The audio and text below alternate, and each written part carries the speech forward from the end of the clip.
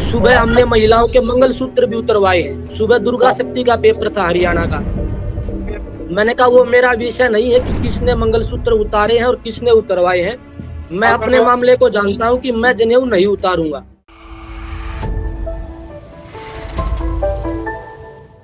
नमस्कार, रंग दे बसंती देखना शुरू कर चुके हैं आप। मैं हूं राजीव चौधरी। हाल ही में दो घटनाएं घटी, एक उत्तर प्रदेश के गाजियाबाद में तो दूसरी घटना घटी हरियाणा के करनाल जिले में। ये दोनों घटनाएं परीक्षा केंद्रों पर घटी, जहां एक बार फिर अभ्यर्थियों जिनमें शादीशुदा युवतियों को यानी सुहागिनों को अपने मंगल सूत्र तक उतारने पड़े, और जो युवक अपनी सनातन संस्कृति का पालन करते हुए जनेऊ, जिसे यज्ञोपवीत और ब्रह्मसूत्र भी कहते हैं, जो सनातन धर्म में देवऋण, पितृण और ऋषि ऋण का प्रतीक माना जाता है, उन्हें यज्ञोपवीत यानी अपने जनेऊ उतारने को कहा गया। बताया जा रहा है कि इन परीक्षाओं का ठेका किसी TCS कंपनी के पास है और उसका CEO एक वामपंथी है। साल 2018 में भी हरियाणा कर्मचारी चयन आयोग की ओर से ग्रुप डी की परीक्षा आयोजित हुई थी। तब करनाल में एक परीक्षा केंद्र पर यही हुआ था। उस दौरान अखबारों में एक खबर छपी थी, आप ये देखिए। ये 2018 की खबर का स्क्रीनशॉट है। मैं अपने सहयोगी आकाश से कहना चाहूँगा कि इसे जरा सा जूम करके दिखाए। खबर थी कि नौकरी है मजबूरी, सुहागिनों ने मंगलसूत्र उतारे और पंडितों ने जनेऊ। यानी नौकरी को एक ऐसी मजबूरी बना दिया गया कि हिंदुओं के लिए कि वो अपनी संस्कृति का पालन भी नहीं कर सकते। जबकि सब जानते हैं कि हमारे सनातन धर्म एवं संस्कृति में सुहागिन स्त्रियों का मंगलसूत्र कब उतारा जाता है और इसे उतारना कितना बड़ा अपशकुन माना जाता है। मतलब उनका मंगलसूत्र तभी उतरता है जब उनका पति इस दुनिया में ना रहा हो। और रही बात जनेऊ की, तो मुगल शासन में तो इतिहास बताता है कि औरंगजेब हर रोज 1.25 मन जनेऊ जलाने के बाद ही भोजन किया करता था। कहीं कहीं 1.25 मन के बजाय 2.5 मन तक भी बताया गया है। अब ये समझिए कि एक जनेऊ का वजन कितना होता होगा, बामुश्किल 5-10 ग्राम। इस हिसाब से हर दिन कितने हिंदू मारे जाते होंगे और फिर भी कितने बचे रह गए। और औरंगजेब ने करीब 49 साल राज किया। कहने का अर्थ है कि उस दौरान जिन हिंदुओं ने किसी भी हाल में जब जनेऊ नहीं उतारे, तब उनकी गर्दन उतार कर जनेऊ उतारे गए होंगे। लेकिन अब तो ऐसा कुछ नहीं है। देश के राष्ट्रपति जी, उपराष्ट्रपति जी से लेकर प्रधानमंत्री, गृह मंत्री जी, इसके अलावा कई राज्यों के मुख्यमंत्री से लेकर विधायक, पार्षद, सभासद तक हिंदूवादी पार्टी से जुड़े हो। फिर भी उस देश में किसी परीक्षा में युवाओं को जनेऊ और हिंदू स्वागिनों को मंगलसूत्र तक उतारने पड़ते हो, तो फिर ये सवाल जरूर बनता है कि आखिर देश के शासन प्रशासन को हो क्या गया है। क्या ये शासन प्रशासन बेपरवाह है या लाचार?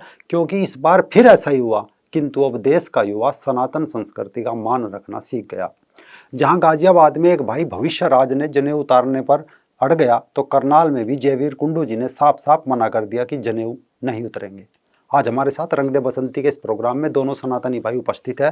तस्वीर थोड़ी स्पष्ट नहीं दिखाई दे रही होगी, फिर भी भविष्य राज जी और जयवीर कुंडू जी, आप दोनों का रंग दे बसंती के इस मंच पर बहुत बहुत स्वागत है।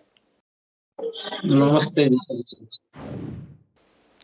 हम सबसे पहले भविष्य राज जी से ही पूछते हैं, भाई आपके साथ क्या हुआ था परीक्षा स्थल पर जब मंगलसूत्र और जनेऊ उतरवाए जा रहे थे और आजीविका के लिए, नौकरी के लिए लोग उतार भी रहे थे, आप भी उतार देते, आप ही क्यों अड़ गए? जी, सभी को पहले तो सादर प्रणाम, नमस्ते जी। मैं बताना चाहूंगा, जब मैं गाजियाबाद में पेपर देने के लिए गया था, तो मुझे इस बात का पहले से आभास था कि वहां पे जनेऊ, ये जो पवित्र और मंगलसूत्र वगैरह ये सारी चीजें उतरवाई जाएंगी। तो मैंने सबसे पहले वहां जाकर, क्योंकि ऐसा मेरे साथ एक बार पहले भी हो चुका है। मैं एक बार जयपुर पेपर देने गया था 2017 में NTPC का। तो उस NTPC के पेपर में क्या हुआ था, वहां पे भी जनेऊ वगैरह सब उतरवाए जा रहे थे, कलाए हाथों के सब कुछ उतरवाया जा रहा था। तो वहां पर मेरे साथ जन समर्थन ना होने की वजह से मुझे वो पेपर छोड़ना पड़ा। मैंने पेपर नहीं दिया, पर मैंने अपना जनेऊ उतारना सही नहीं समझा। क्योंकि ये तो एक वही बात हो गई ना कि अपनी धर्म संस्कृति को अपना त्याग करना, और फिर उसके लिए हम सरकारी नौकरी के लिए बढ़े आगे। तो ऐसी सरकारी नौकरी का फायदा ही क्या है जिसमें अपनी संस्कृति का खोना पड़े हमें। तो फिर मैं इसी प्रकार, मुझे पहले ही पता था जिसमें कि मेरा यहाँ पे यही सब होगा मेरे साथ में, जनेऊ वगैरह उतरवाया जाएगा मेरा। तो मैं जब वहां पे पहुंचा, तो पहले मैंने वहां पे 10-20 अपने भाई जो हरियाणा के थे, कुछ 2-4 यूपी के भी थे, जिनसे मुझे समर्थन मिला। मैंने उनको बताया कि ऐसे ऐसे बात है कि यहाँ पे अब जनेऊ उतरवाया जाएगा, और वो मैं उतारूंगा नहीं बिल्कुल भी, चाहे कुछ भी हो जाए। पेपर में बैठना है, पेपर भी देना है। तो जैसे ही हम अंदर अंदर घुसे, तो मैंने अपनी शर्ट के 2 बटन ऊपर के खोल लिए, ताकि उनसे कोई गलती ना हो जाए जनेऊ देखने में, ताकि उनको पता चले कि हाँ, मैंने जनेऊ पहन रखा है। तो जब मैंने अपनी शर्ट के 2 बटन ऊपर के खोल लिए, उन्होंने जनेऊ मेरा देख लिया, तो उन्होंने मेरे से जो कतार थी बच्चों की, उससे मेरे को बाहर कर दिया कि इसको तोड़ कर आओ, ये ब्लेड है, ये लो, और इसको काट कर यहाँ फेंक कर तब लाइन में दोबारा लाओ पीछे से। तो मैंने उनसे कहा कि जी मैं जनेऊ तो नहीं उतारूंगा, गर्दन काट दो, जनेऊ तो तभी उतरेगा। ये सनातन संस्कृति को मानने वाले हैं, गर्दन कटेगी तभी जनेऊ उतरेगा। तो उन्होंने कहा ये इतने सारे कलावे पड़े हैं यहाँ पे, इतने सारे जनेऊ पड़े हैं यहाँ पे, पहले भी उतार के गए हैं। मैं कहा, ठीक है मैं उतार दूंगा, आप मेरे को एक आध इसमें पगड़ी दिखा दो, सिखों की पगड़ी दिखा दो कोई मेरे को इसमें, आप कोई मुस्लिम महिला का कोई बुर्खा दिखा दो आप मेरे को इसमें, जो आपने उतरवा के रख रखा हो। या फिर आप मेरे को कोई ऐसी अपना नोटिस बोर्ड दिखा दो कि जहाँ पे उसमें लिखा हो कि ये जो पवित्र अलाउड नहीं है, जैसा आपने लिख रखा है फोन अलाउड नहीं है, एयरफोन अलाउड नहीं है, और आपका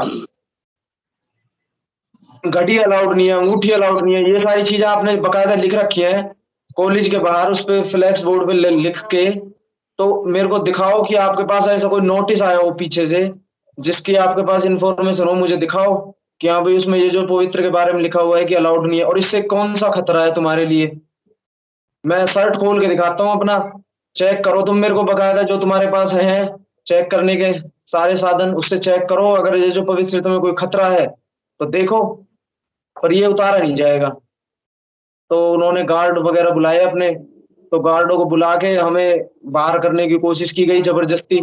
तो मेरे साथ में वहाँ के कुछ हरियाणा के कुछ 6-7 भाई थे, और 2-3 भाई यूपी के भी थे, जो कि बहुत कट्टर विचारों के थे हिंदुत्व के। तो उन्होंने मेरा साथ दिया, वो मेरे साथ खड़े रहे कि ये नहीं उतारेगा बिल्कुल भी।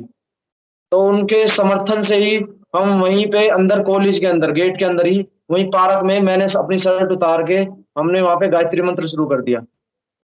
गायत्री मंत्र शुरू करने के बाद उन्होंने, उनके जो मेन अधिकारी थे वो आए हमारे पास कि ये सब क्या चल रहा है। मैं कहा जी हमारे मौलिक अधिकारों का हनन हो रहा है, हमारी संस्कृति को मिटाया जा रहा है, हमारे ये जो पवित्र उतारने के लिए कहा जा रहा है। मेरे को आप एक दो सिखों की पगड़ी दिखा दो, कोई बुर्खा दिखा दो यहाँ पे जो किसी ने उतार के रख रखा हो, तो फिर तो मैं उतना भी उतारूं। या फिर हमारे साथ में स्पेशल ट्रीटमेंट हमें ही दिया जा रहा है, जब तक हम दबेंगे हमें दबाया जाएगा। तो ये सारी घटना अच्छा। हुई थी वहां पे, आधे घंटे तक कम से कम ये सारी घटना, ये ड्रामा चलता रहा। उन्होंने हमें जबरदस्ती बाहर करने की कोशिश की अपने सिक्योरिटी गार्डों के द्वारा, पर आधे घंटे तक ये ड्रामा चलने के बाद में उन्होंने हमारी बात को माना कि चलो इनको पेपर देने दीजिए। अगर मैं अकेला होता, तो जहां तक मुझे लगता है कि अकेला अगर मैं वहां पे होता, तो शायद मैं पेपर नहीं दे पाता, मेरे को बाहर ही जाना पड़ता। और वहां पे थोड़ा मुझे समर्थन मिलने की वजह से हमें पेपर में बैठने दिया गया और हमें पेपर देने दिए गए। तो मुझे तो इस चीज से एक ही मिलता है कि जितना हम दबेंगे उतना हमें दबाया जाएगा, जितना हमारी संस्कृति को हम दबेंगे उतना ही दबाया जाएगा। तो इसलिए अपने धर्म के लिए हमें खड़ा होना पड़ेगा, अडिग होना पड़ेगा। अच्छा जयवीर जी, आप करनाल में परीक्षा दे रहे थे, यहाँ तो साल 2018 में भी यही सब हुआ था जैसा अभी खबर दिखाई है। एक बार फिर ऐसा ही हुआ। दरअसल सुबह हमने क्योरा पर पढ़ा था कि आप भी अड़ गए, और आपने तो वहाँ मौजूद अधिकारियों को कई उदाहरण भी दिए। आपकी पोस्ट पर यह भी लिखा था कि गर्दन के उतरने पर उतरेगा ही यज्ञोपवीत, ये है हमारियों की सबसे पुरानी रीत। तो आपके साथ क्या घटित हुआ था? जी, ये अभी इस रविवार को 12 तारीख को मेरा हरियाणा स्टाफ सिलेक्शन कमीशन का असिस्टेंट रिवेन्यू क्लर्क का पेपर था। तो मेन गेट पर एंट्री करते ही जो चेकिंग चल रही थी, उसमें वो जो चेकिंग करने वाला लड़का था, उसने कहा कि ये धागा निकाल दो भाई। मैंने कहा भाई ये धागा नहीं है, ये जो पवित्र है, जनेऊ है, और ये उतरता नहीं है। बोला ये उतारना पड़ेगा, ये अलाउड नहीं है। तो मैंने कहा मैंने बहुत पेपर दिए, आज से पहले मेरा पहला पेपर नहीं है ये, मैंने किसी पेपर में इसको नहीं उतारा है। आप बोले, वो बोले कि नहीं ये अलाउड नहीं है, मैं ऊपर से इंस्ट्रक्शन है कि कोई भी धागा ताबीज आदि अलाउड नहीं है। सुबह हमने महिलाओं के मंगलसूत्र भी उतरवाए हैं, सुबह दुर्गा शक्ति का पेपर था हरियाणा का। मैंने कहा वो मेरा विषय नहीं है कि किसने मंगलसूत्र उतारे हैं और किसने उतरवाए हैं, मैं अपने मामले को जानता हूं कि मैं जनेऊ नहीं उतारूंगा। वहां पर मौजूद एक पुलिस अधिकारी था, वो बोला कि बहस मत करो, इसको उतार दो। मैंने कहा है यहाँ पर बड़े जो अधिकारी आप उनको बुलाइए, यहाँ पर जो भी सुपर अथॉरिटी है उसको आप बुलाइए, मैं बातचीत करूंगा। ऐसा हो सकता है कि आप अपनी मनमर्जी चलाओ, लेकिन आप अपने तक सीमित रख सकते हो, मैं यज्ञोपवीत नहीं उतारूंगा, क्योंकि मैं उस धर्म से आता हूँ, संस्कृति से आता हूँ, जहां पर 14 साल की उम्र में वीर हकीकत राय ने अपनी चोटी और जनेऊ कटवाने की बदले में अपनी गर्दन कटवा दी थी। तो जब वहां पर वो मौजूद बड़ा जो अधिकारी था उसको बुलाने के लिए वो अंदर चले गए, मेरी जिद को देख करके उन्होंने कहा कि 20 मिनट आप इंतजार कीजिए। मैं वहां 20 मिनट गेट के ऊपर खड़ा रहा। उसके बाद वो अधिकारी आया, सुप्रिटेंडेंट वहां पे जो था, उसने कहा कि बेटे ये अलाउड नहीं है। मैंने बड़े शालीनता से उनके सामने अपनी बात रखी कि आप मुझे कहीं पर भी पूरी इंस्ट्रक्शंस जो दी हुई है एडमिट कार्ड के ऊपर, उसमें ये लिखा दिखा दीजिए कि जनेऊ अलाउड नहीं है। आपने इसमें लिखा हुआ है कि इलेक्ट्रॉनिक डिवाइस अलाउड नहीं है, गहने आभूषण आदि अलाउड नहीं है, जनेऊ का कहीं पर भी जिक्र नहीं है। वो बोले हमें ऊपर से इंस्ट्रक्शंस है कि किसी भी प्रकार का कोई गंडा ताबीज धागा आदि नहीं जाना चाहिए। तो मैंने कहा कि चलो मैं आपकी बात बड़ी कर देता हूँ, आप एक बात का जवाब मुझे दे दीजिए, अगर कोई सरदार जी यहाँ पर पेपर देने आता, देखिए मेरा किसी धर्म जाति मजहब को कोई टारगेट करने का उद्देश्य नहीं था, सबसे ज्यादा मैं सम्मान करता हूँ सिख कौम का, क्योंकि बहुत जाबाज वो कौम है, उसके बलिदान देश के लिए कभी भुलाए नहीं जा सकते, जब तक ये देश रहेगा तब तक तो खासकर। तो मैंने बिल्कुल। कहा कि अगर कोई सरदार जी यहाँ पर पेपर देने आता है तो क्या आप उसकी पगड़ी खुलवा करके भेज दोगे? ये भी कपड़ा ही है एक तरह से, और वो भी कपड़ा ही है। उसके पास इस बात का जवाब नहीं था। उन्होंने बड़े मुस्कुराते हुए प्रसन्नता के साथ मुझे अंदर जाने दिया। और मैं आपको बताऊं कि जब मैं पेपर दे रहा था तो बीच में चेकिंग होती है, तो जो सुप्रिटेंडेंट है उसने कमरे में आकर के सभी विद्यार्थियों के जो परीक्षार्थी थे उनके आधार कार्ड चेक किए, लेकिन मेरी तरफ देख करके वो मुस्कुराए और उन्होंने मेरा आधार कार्ड चेक नहीं किया, क्योंकि उन्हें पता था कि जो व्यक्ति अपनी जिद पे इतना अपनी संस्कृति को बचाने के लिए अड़ सकता है, वो कुछ गड़बड़ घोटाला नहीं कर सकता। तो मैं यही कहना चाहूंगा कि ये जो प्रेरणा है, ये संस्कार है, जो ये आर्य समाज की देन है। श्रद्धेयाचार्य बलदेव जी महाराज एक बात कहते थे कि या तो कोई काम करना है या नहीं करना, संकल्प में विकल्प नहीं होना चाहिए कभी भी। मेरा यही संकल्प था कि जब तक मेरे को परीक्षा के अंदर जाने दिया जाएगा यज्ञोपवीत के साथ तो ठीक है, नहीं तो मैं परीक्षा नहीं दूंगा। बड़े स्पष्ट शब्दों में ये बात कही थी। और मेरी तो शिक्षा भी गुरुकुल में हुई है, तो गुरुकुल में एक भजन सुनाते थे, वीर हकीकत राय का गीत था जो, कि गर्दन के उतरने पर ही उतरेगा ये यज्ञोपवीत, क्योंकि ये है आर्यों की सबसे पुरानी रीत। तो जो संस्कृति 1,96,08,53,853 सालों से चलती आ रही है, उस संस्कृति को मेरे हिसाब से बचाना ज्यादा, इसीलिए मेरा ये फैसला था। जयवीर जी, भविष्यराज जी, एक छोटी सी चर्चा यहाँ जरूरी है कि उत्तर प्रदेश में पिछली सरकार जो 12 से 17 तक रही, उस दौरान एक ऐसा माहौल था कि अगर सर पर गोल टोपी है तो उसे हेलमेट ही समझा जाता था। कारण करीब 68 एमएलए मजहबी कम्युनिटी से आते थे, यानी उनके 68, जबकि हमारे तो बहुमत में है। फिर भी इसके अलावा अगर दूसरे राज्यों की भी बात की जाए तो बिहार में ही साल 2018 में रक्षाबंधन पर एक स्कूल ने 90 छात्राओं को इस कारण निलंबित कर दिया था कि उनके हाथ में मेहंदी लगी थी। इसके अलावा भी कॉन्वेंट स्कूलों में तिलक जनेऊ अलाउ नहीं है, लेकिन जीसस के लॉकेट चल जाते हैं, सेंटा क्लॉज बन जाते हैं, बुर्के पर बैन नहीं है। ये अनुशासन का सारा बोझ हिंदू ही क्यों ढोए? इसे धर्मनिरपेक्षता समझा जाता है। भविष्यराज जी, आप भी बह जाते इस धर्मनिरपेक्षता में, कह देते कि नौकरी है, मजबूरी है साहब, जो उतारना है उतार लीजिए। सुहागिनों ने मंगलसूत्र उतार दिया, हम जनेऊ उतार रहे हैं। हमारे संस्कृति में ऐसे ऐसे लोग हुए हैं जी, जैसे अभी जयवीर कुंडू जी ने बताया वीर हकीकत राय जी के बारे में, तो जिन्होंने अपनी गर्दन कटवाना मंजूर समझा जनेऊ ना उतार के, तो हम तो उन्हीं के कर कमलों पर चलने वाले आर्य वीर हैं, तो हम अपने जनेऊ पवित्र कैसे उतार सकते हैं जी? गर्दन कट जाएगी तब तक नहीं उतरेगा जी। जयवीर जी, सवाल आपसे भी यही है जो भविष्यराज जी से था। जी मैं आपको एक इस पे घटना बताता हूँ। जब मैं चौथी क्लास में मैंने एडमिशन लिया, तो जिस स्कूल के अंदर मैंने एडमिशन लिया वहां पर सभी बच्चे टाई पहनते थे। और मेरा परिवार शुरू से आर्य समाजी परिवार है, आर्य समाज के संस्कार मुझे बचपन से मिले। तो उस समय बच्चा था, मैंने पिताजी को आके कहा कि पिताजी सभी टाई पहनते हैं और मेरे टीचर ने कहा है कि तू भी टाई पहन के जाएगा। तो मेरे पिताजी ने मुझे बताया कि बेटे भेड़ चाल में नहीं चलना है कभी भी। अगर आपको टाई पहननी है तो वो आपकी इच्छा है, लेकिन मैं आपको समझा देता हूँ कि हमारी संस्कृति नहीं है, हमारे संस्कार नहीं है कि अब टाई अंग्रेजों की पहचान है, एक गुलामी की निशानी है ये टाई पहनना।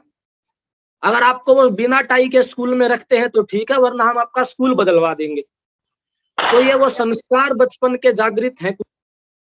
मिले अपने ऋषि मुनियों के, जो सत्यार्थ प्रकाश पढ़ी, आर्ष ग्रंथ कुछ पढ़े, गुरुकुलों के अंदर गए, महान साधु संतों के प्रवचन सुने, वो संस्कार हमारे अंदर विद्यमान है जो हमें अपने धर्म की रक्षा करने के लिए, अपनी संस्कृति की रक्षा करने के लिए, अपनी मान्यताओं की रक्षा करने के लिए, अपनी परंपराओं का निर्वहन करने के लिए हमें जागृत करते रहते हैं और एक संदेश देते हैं कि अपने धर्म से ऊपर, अपनी संस्कृति से ऊपर कुछ चीज नहीं है। परीक्षाएं आती जाती रहती हैं और ये चीजें बहुत छोटी हो जाती हैं जब हमारी बात, एक मैं बहुत उस समय अगर मैं झुक भी जाता मान लीजिए, तो वो एक मेरे मन के अंदर एक ठेस हमेशा रहती कि मैंने एक कोई हमारे धर्म में वीर हकीकत राय ने जब गर्दन कटवा दी, जनेऊ नहीं उतारा, मैंने एक पेपर के लिए, पेपर पास होगा नहीं होगा वो दूसरी बात है, लेकिन एक पेपर देने मात्र के लिए मैंने अपना जनेऊ उतार दिया, वो मुझे सारी उम्र वो चीज ठेस पहुंचाती, इसलिए मैंने यही उचित समझा कि ये जो पवित्र नहीं उतरेगा। बहुत खूब, आपके संस्कार आपके साथ खड़े रहे। हम ईश्वर से दोनों के लिए प्रार्थना करते हैं कि आप अच्छे अंकों से परीक्षा में पास हो और इस सिस्टम के अंदर जाकर इसमें सुधार करें, सनातन संस्कृति का मान बढ़ाए। आप दोनों से अन्य युवक युवतियां भी प्रेरणा ले और अपने संस्कार और संस्कृति का मान बढ़ाए। आप दोनों का पुनः धन्यवाद इस कार्य के लिए भी और हमारे दर्शकों को अपना कीमती समय देने के लिए भी। जी धन्यवाद।